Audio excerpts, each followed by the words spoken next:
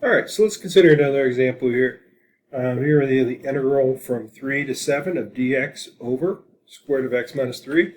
With the vertical asymptotes, there's nothing about these initially that are going to point out, hey, it's a, hey, we're dealing with, hey, we're dealing with an improper integral. You have to spot that. And you spot that by realizing that part of this integral involves a value where this thing is undefined. Now it could be an endpoint as it is here, or it could be a value inside of the expression. Right? Either one. It could be either one of those two things that you're dealing with there. So that's something we have to be on the lookout for when we're doing these.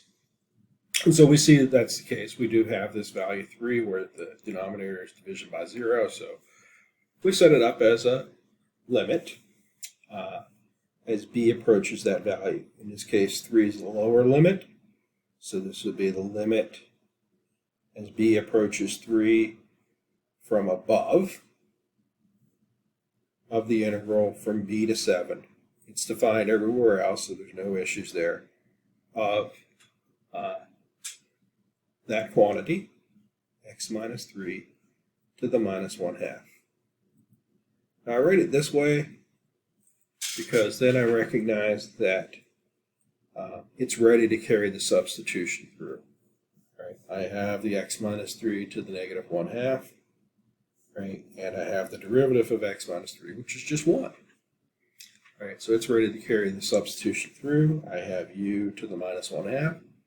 So I can follow my process, add 1 to the exponent, which will make it positive 1/2, divide by the 1/2, you have 2 times u to the 1/2.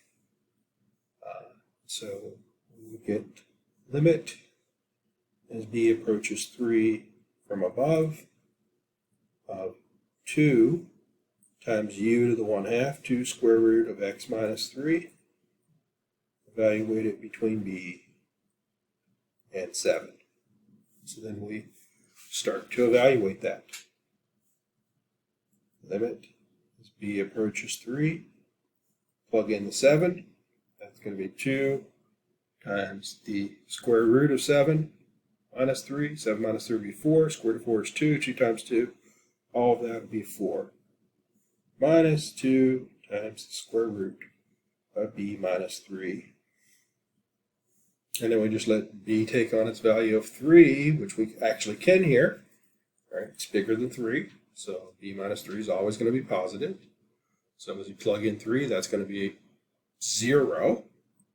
And so the overall limit approaches 4. The overall limit approaches 4.